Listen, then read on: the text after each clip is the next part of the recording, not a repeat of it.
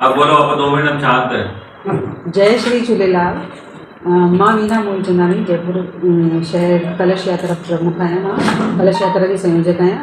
अॼु असां ड्रेसूं विराइण जो कमु शुरू कयो आहे ऐं असां 3 ॾींहंनि ताईं इहो ड्रेसूं पाण विराईंदासीं। जंहिंखे बि ड्रेसूं खपनि चेटीचंड कार्यालय डूंगरी हाउस अची करे पंहिंजे लाइ ड्रेस वठनि। इन करे असां तमामु सुहिणी ड्रेस वरिती आहे। इहा ड्रेस ॾाढी सुठी आहे। जेको बि वठंदो हमेशह चवंदो कि भई वाक़ई सुठी सूखड़ी ॾिनी अथऊं असांखे।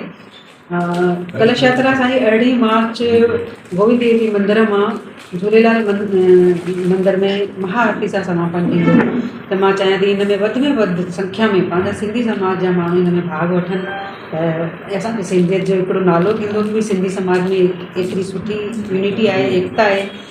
हिन भेरे असां नयूं नयूं शयूं बि खणी आया आहियूं। असां ड्रोन सां पुष्प वर्षा कराईंदासीं। तंहिंखां सवाइ असां हुन में हिकिड़ा क्लोन जेके आहिनि जेके नचंदा आहिनि उहे क्लोन बि असां हुन में कराईंदासीं।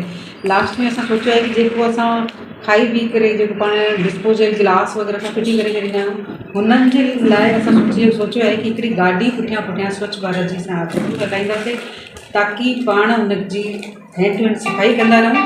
सफ़ाई खां पोइ सफ़ाई भी थींदी रहे ऐं पाण हुन में हिकिड़ो सुठो संदेश ॾींदासीं समाज जी तरफ़ सां कि असां स्वच्छता जे प्रति असां ॾाढा जागरूक आहियूं ऐं इहो असांजो ई शहर आहे। मां भूमि कृपलानी कलेश यात्रा संयोजक। मां जे हिसाब सां नोट कयां पई त हिन भेरे जेका सूट आहिनि ॾाढा तमामु सुठा आहिनि, जंहिंखे ॾिसी करे सभु मायूं ॾाढो जोश सां पई थियूं अचनि वठण जे लाइ। ऐं तमामु असांखे पूरी उमेदु आहे कि मातृशक्ति ॾाढी मात्रा में भाग वठंदी ऐं असां पूरो इंजॉय कराईंदासीं। मातृशक्ति जो हिन भेरे असां पूरी मात्रा में ध्यानु रखंदासीं। धन्यवाद। जय श्री झूलेलाल। मां उषा वाधवा।